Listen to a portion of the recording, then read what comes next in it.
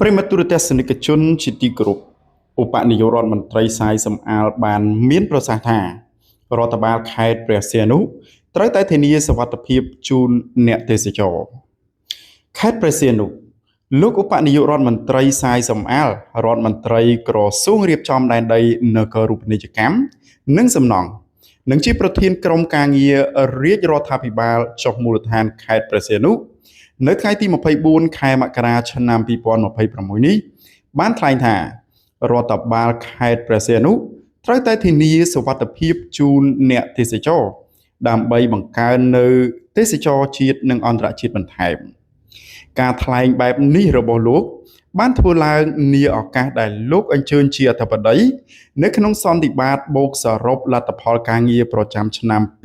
2025និងលើកទិសដៅការងារឆ្នាំ2026របស់រដ្ឋបាលខេត្តព្រះសីហនុ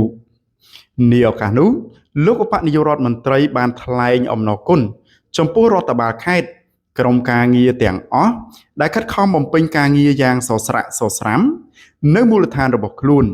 ដើម្បីសម្រេចគោលដៅជាផ្លែផ្កាបន្ថែមពីលើអ្វីដែលសម្រេចបានលោករដ្ឋមន្ត្រីបានណែនាំទៅដល់រដ្ឋបាលខេត្តបន្តធ្វើការងារជាផែនការក៏ប៉ុន្តែត្រូវតែមានជំហរមួយឯកភាពផ្ទៃក្នុងនិងស្វែងរកឲ្យឃើញនៅបុព្វហេតុរួមរបស់ខេត្តព្រះសីហនុលោកក៏បានថ្លែងអំណរគុណទៅដល់នគរបាលកងរាជអាវុធហត្ថដែលបានធ្វើការបង្ក្រាបបទល្មើសល្បែងអនឡាញយ៉ាងសកម្មផងដែរជាមួយគ្នានេះលោកឧបនាយករដ្ឋមន្ត្រីសាយសំអាលក៏បានគូបញ្ជាក់ថាខេត្តព្រះសីហនុត្រូវតែធានានៅសុវត្ថិភាពជូនទៅដល់អ្នកមកទស្សនានៅទីនេះហើយការងារនេះបងប្អូននគរបាលកងរាជអាវុធហត្ថគឺដឹងហើយខ្ញុំក៏បានចូលរួមធានាសុវត្ថិភាពតាមរយៈការដោះស្រាយវិវាទដីធ្លីនិងការចុះបញ្ជីដីធ្លីនៅទីនេះបើតាមការលើកឡើងរបស់លោកម៉ាងស៊ីណេតអភិបាលនៃគណៈអភិបាលខេត្តព្រះសីហនុបានឲ្យដឹងថានៅក្នុងឆ្នាំ2025រដ្ឋបាលខេត្តបានទទួលពាក្យបណ្ដឹងនិងសំណើផ្សេងៗនៅក្នុងឆ្នាំសរុបចំនួន468ករណីបានដោះស្រាយនិងសម្របសម្រួលចំនួន37ករណីបញ្ជូនទៅស្ថាប័នពាក់ព័ន្ធសមត្ថកិច្ច87ករណី